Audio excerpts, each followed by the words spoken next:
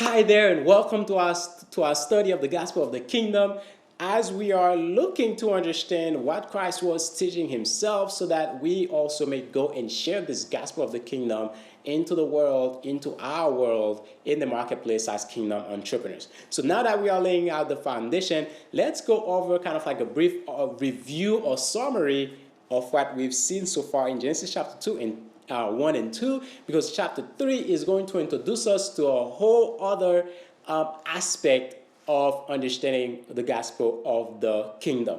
So, what did we see? Let's summarize things. We are talking about the kingdom of heaven from Matthew 3. The kingdom of heaven, we said it's the kingdom is a government, right? Kingdom is a form of government that has a king at its head, and the king's power is indefinite. The king is all powerful. The king's will is the law of the land.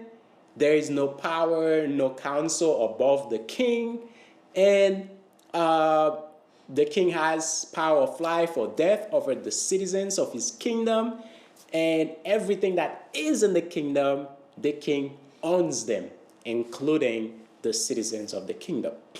Now, we moved a little bit further talking about the kingdom of heaven. What does that mean, the kingdom of heaven? It means the kingdom that has its headquarters in heaven, right? The kingdom with a headquarters in heaven.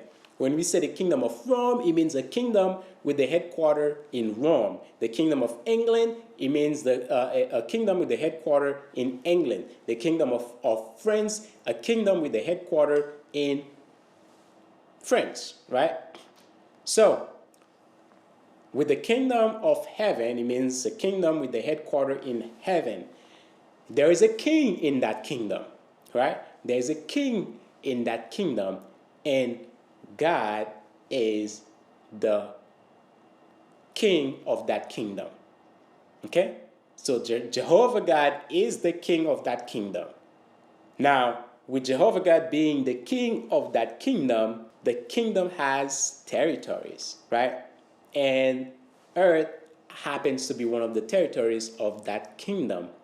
And the king created that territory for himself. He created it by himself.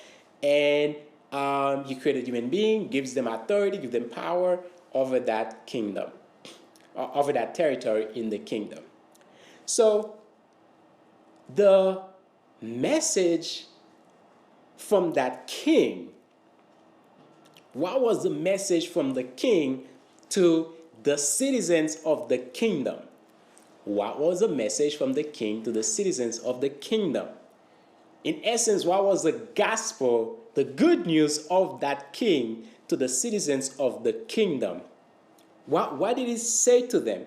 He gave them power. He called them unto him, Genesis chapter 1, verse 28. He blessed them, right?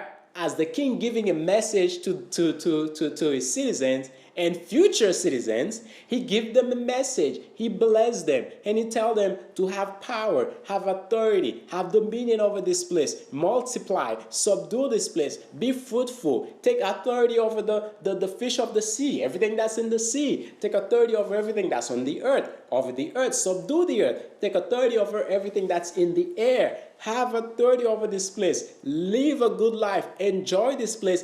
Grow it. Develop it. Tend to it. Cultivate it. Hey, have you're not alone. Here's a helper. Have somebody with you. Somebody who's comparable, who's equal, but different in a way because it's a man and a woman to get together, have kids, creating families. Give them that same message of power, of authority, of dominion, so that they can go and also build their own families where another man and another woman get together, leave their parents' home, build their own families, and continue onto that same message that the king gave to have power, authority over this earth, over everything, to develop it, to have that knowledge of good that the Holy Spirit is revealing, is teaching us the knowledge of good. Isn't this what we saw that happened in Genesis 1 and 2?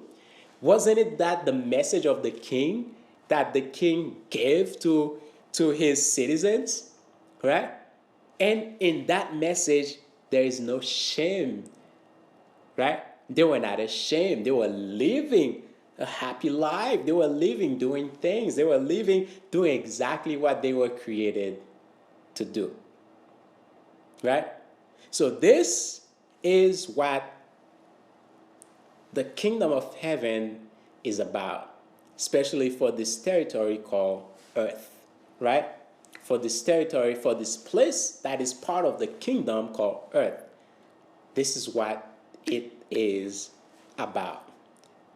I'm going to ask you to go back and read Genesis chapter 1 and 2 and to see and ask God for more revelation to further understand the message of the king to his citizens. The message of the king to his citizens in that Genesis chapter 1 and 2.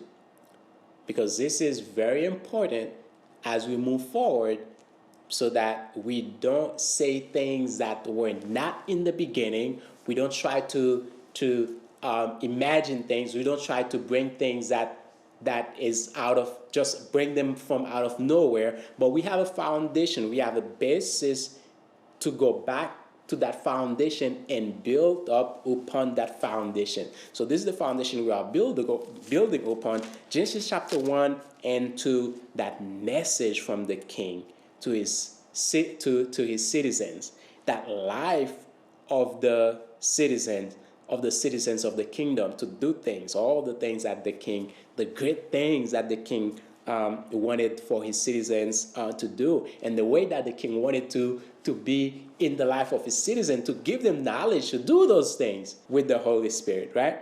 So this is what we see the king give them message on how to live, how to eat, and even about how to take care of the body, how to take care of the land, of the animals. Oh my goodness, isn't this beautiful? I mean, to me, this is like looking at that. I'm looking at a beautiful, abundant, powerful life, right?